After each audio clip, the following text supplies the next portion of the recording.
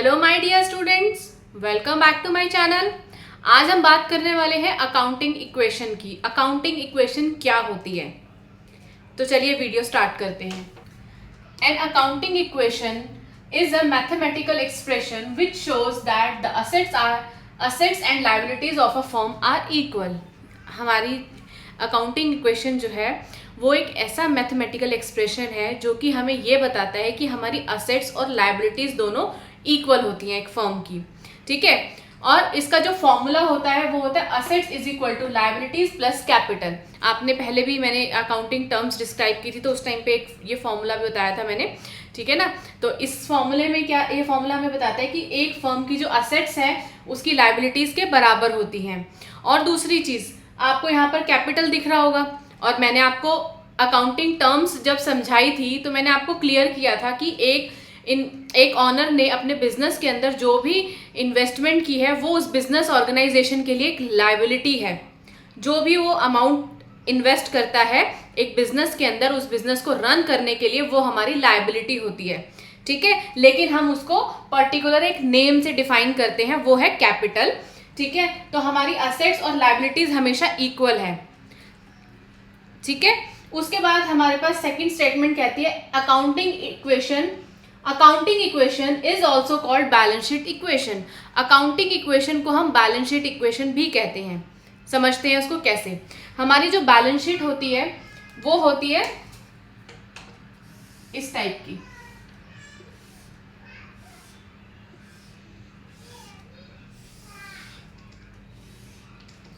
ठीक है, इसमें यहां पर हमारे पास आती है लायबिलिटीज,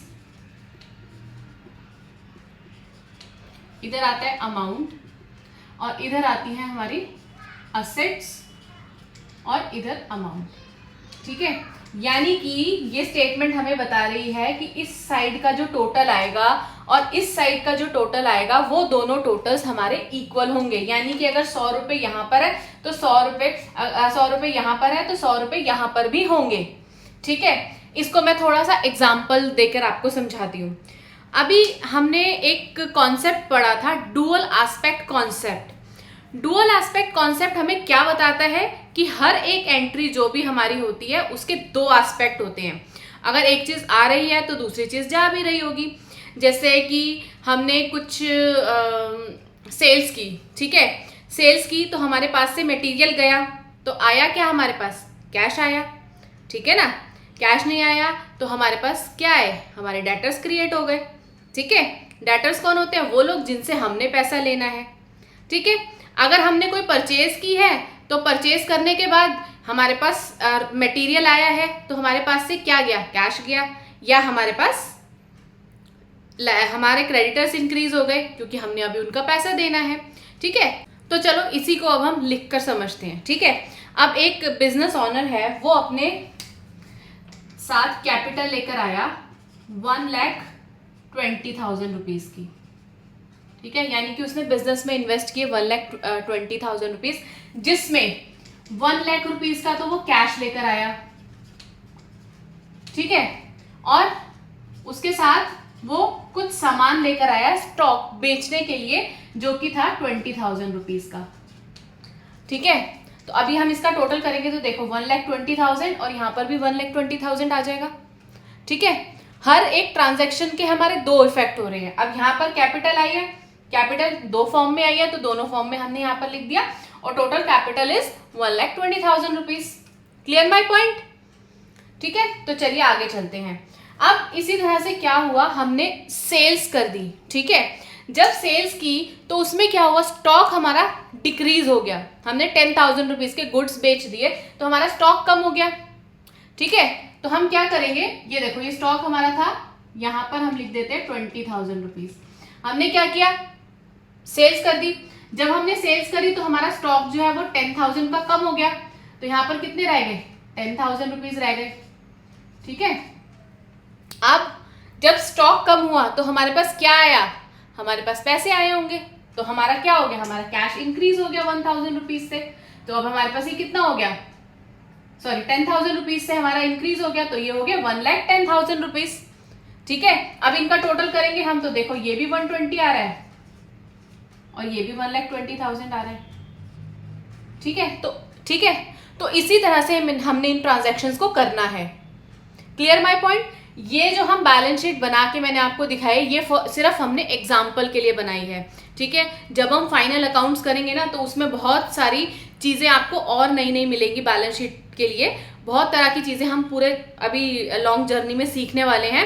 तो जब फाइनल अकाउंट्स में आकर आप बैलेंस शीट बनाओगे ना, तो आपको बिल्कुल अच्छे से, बहुत अच्छे से क्लियर हो जाएगी।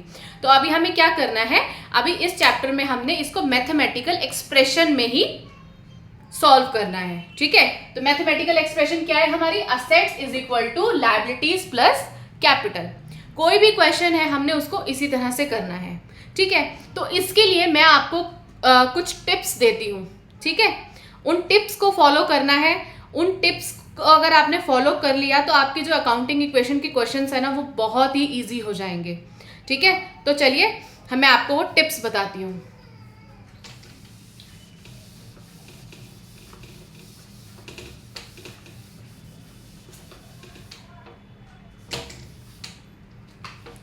अभी मैंने आपको बताया था हर ट्रांजैक्शन के 2 इफेक्ट होते हैं, तो हमेशा 2 इफेक्ट होंगे। ठीक है, टिप्स हेडिंग डाल देते हैं यहाँ पर।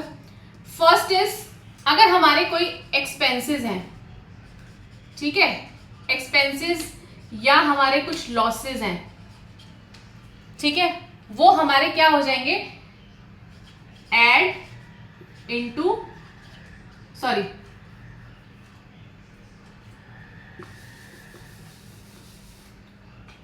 जो भी हमारे एक्सपेंसेस या लॉसेस हैं वो क्या हो जाएंगे, वो डिडक्ट हो जाएंगे हमारे, किस में से डिडक्ट हो जाएंगे, हमारी कैपिटल में से।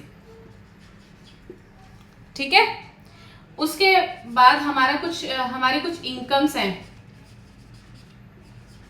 या फिर हमारे प्रॉफिट है, वो क्या होगा, वो हमारा ऐड हो जाएगा, एडेड टू कैपिटल। ठीक है, ये आपको ध्यान में रखना है। कोई भी हमारा एक्सपेंस आ रहा है तो उसको हम क्या करेंगे, उसको हम अपनी कैपिटल में से माइनस कर देंगे। कोई इनकम हो रही है तो वो हमारी कैपिटल में जाकर ऐड हो जाएगा। ठीक है, इतना क्लियर है। थर्ड पॉइंट लिखते हैं हम, हमारा सेल्स। ठीक है, अगर हमने कोई सेल्स की है, कुछ भी सेल कर रहे हैं, तो हमारा उसका इफेक्ट क्या होगा, डिडक्टेड फ्रॉम स्टॉक, स्टॉक में डिडक्ट हो जाएगा, और उसके अगेंस्ट जो भी हमारा अमाउंट आया है वो हो जाएगा एडेड टू कैश। ठीक है, अब ये क्या है, ये जो दोनों ट्रांजैक्शन है ये हमारी असेट है, स्टॉक भी हमारा असेट है और कैश भी हमारा असेट है। या तो हमारे पास कैश आया, ठीक है, या तो हमारे पास डेटर्स आए। डेटर्स कौन होते हैं, मैंने आपको एक्सप्लेन किया था ना उस चैप्टर में, जो हमारा अकाउंटिंग टर्म्स थी। डेटर्स कौन होते हैं, वो पर्सन जिनसे हमने कैश लेना है, जिससे हमने पैसे लेने हैं। ठीक है, अब इसके बाद फोर्थ पॉइंट इसका कहता है कि अगर हमने कोई भी परचेजेस की हैं, उसके भी 2 इफेक्ट होंगे हमारे पास। ठीक है, परचेजेस की है तो क्या हो जाएगा, ऐड टू स्टॉक, स्टॉक में ऐड हो जाएगा। ठीक है, और डिडक्ट फ्रॉम, हमने जो भी परचेज किया है तो हमने उसके अगेंस्ट कुछ अमाउंट दिया होगा ना, हमने या तो कैश दिया होगा उसको, कैश नहीं दिया होगा तो उधार पे लिया होगा, या तो हमारा कैश इंक्रीज हो जाएगा या तो हमारा क्रेडिटर्स इंक्रीज हो जाएंगे, या तो हमारे पास कैश आएगा या हमारे पास क्रेडिटर्स आएंगे। ठीक है, तो ये 3-4 पॉइंट्स हैं जो आपको ध्यान में रखने हैं, बार बार यही चीजें यूज होंगी। ठीक है, इनको ध्यान में अगर आप रखोगे तो आप अच्छे से सारे क्वेश्चंस को कर पाओगे। ठीक है, तो चलिए मैं एक क्वेश्चन आपको करके दिखाती हूँ। तो चलिए इसको मैं आपको समझाती हूँ। हम अकाउंट बनाएंगे, हमारा अकाउंट कैसे था, हमारा फॉर्मूला था assets is equal to capital plus liabilities. ठीक है, ठीक है, हम यहाँ पर थोड़ा सा स्पेस छोड़ देते हैं असेट्स के नाम लिखने के लिए, क्योंकि असेट्स हमारी बहुत सारी होंगी जिसमें हमारे पास कैश, स्टॉक, डेटर्स ये सब आएंगे। ठीक है, तो हम इसके लिए यहाँ पर थोड़ा सा स्पेस छोड़ देते हैं। तो इस तरह से हमने अकाउंट बना दिया। क्लियर? ठीक है, हमारी फर्स्ट ट्रांजैक्शन क्या बोलती है? Anurag commences his business with 20,000 rupees as capital. Anurag ने अपने बिजनेस में कैश इंट्रोड्यूस किया एज कैपिटल 20,000 रुपीज। तो हमारी हर ट्रांजैक्शन के दो इफेक्ट हैं। तो एक तो यहाँ पर हमारा कैश इंक्रीज हो गया 20,000 रुपीज, ठीक है, और इधर हमारी कैपिटल में आ गए 20,000 रुपीज। यहाँ पर कुछ नहीं है, लायबिलिटीज अभी हमारे पास कुछ नहीं है। तो इस पॉइंट पर हम देखेंगे हमारी दोनों साइड्स इक्वल है, डेबिट साइड और क्रेडिट साइड। ठीक है, दोनों साइड्स हमारी इक्वल है। सेकंड है purchased furniture for ₹500 in cash, यानी कि उसने फर्नीचर परचेज किया 500 रुपीज कैश पे करके। ठीक है, तो अब उसमें क्या है, उसके पास क्या आया? असेट आ गई, दैट इज फर्नीचर। ठीक है, अब सॉरी, फर्नीचर उसने कितने का लिया? 500 रुपीज का फर्नीचर परचेज किया। क्या उसने पे किया? कैश पे किया उसने। तो यहां से हम 500 रुपीज माइनस कर देंगे। ठीक है, तो यहां पर कुछ इफेक्ट पड़ा, यहां पर अभी कोई इफेक्ट नहीं पड़ा हमारा। तो अभी हम देखते हैं हमारी ये साइड और वो साइड इक्वल है या नहीं है। चलो इनका टोटल कर लेते हैं एक बारी। इसका आया 19,500, यहाँ पर आया हमारा 500, इस साइड का टोटल आया हमारा 20,000 प्लस 0। तो इन दोनों का टोटल करो, कितना आएगा? 20,000 रुपीज, और वहां पर भी 20,000 आ रहा है। तो हर लेवल पर हम अपनी ट्रांजेक्शन को चेक करते हुए जाएंगे। ठीक है, उसी तरह से अब थर्ड ट्रांजेक्शन क्या है? Purchase goods for ₹1,000 in cash. हमने गुड्स परचेज किए 1,000 रुपीज के कैश में। ठीक है, अब इसका इफेक्ट क्या है? अब हमारे पास क्या आ गया? हमारे पास आ गए स्टॉक। ठीक है, स्टॉक ऐड हो गया हमारा। कितने का स्टॉक ऐड हुआ हमारा? 1,000 रुपीज का। ठीक है, और हमारे पास कम क्या हुआ? 1,000 रुपीज हमारे पास कैश में कम हो गए। Clear my point? यहाँ पर हमने 0 इसलिए लिखा है क्योंकि इस पर कोई इफेक्ट नहीं पड़ा। हमारे पास आया क्या? 1,000 रुपीज का हमारे पास स्टॉक आ गया और 1,000 रुपीज हमारी कैश में से डिडक्ट हो गए। इधर कोई इफेक्ट नहीं पड़ा हमारा, ना इधर कुछ हुआ ना इधर कुछ हुआ। तो अब हम चेक करते हैं क्या हमारी दोनों साइड्स इक्वल आ रही हैं। तो देखो यहाँ पर आया 18,500 प्लस 500 प्लस 1,000 रुपीज। ठीक है, अब इन तीनों का टोटल करो, 20,000 आएगा, और इधर भी हमारा कितना आ रहा है? 20,000 आ रहा है। ठीक है ना? इसी तरह से हमने हर ट्रांजैक्शन को करते जाना है। कोई भी ट्रांजैक्शन आपको इतना याद रखना है कि हम इसके अंदर करेंगे तो उसका सिंगल इफेक्ट नहीं होगा, हमेशा कोई चीज आएगी तो कोई चीज जाएगी भी सही। ठीक है, नेक्स्ट ट्रांजैक्शन है हमारी purchase goods for ₹2,000 on credit. अब उसने 2,000 रुपीज के गुड्स परचेज किए, लेकिन कैश में नहीं किए, उसने किस पे परचेज किए? क्रेडिट पे परचेज किए। ठीक है, तो अभी हमारे पास नेक्स्ट में उसने 2,000 रुपीज के फिर से स्टॉक ऐड कर लिया।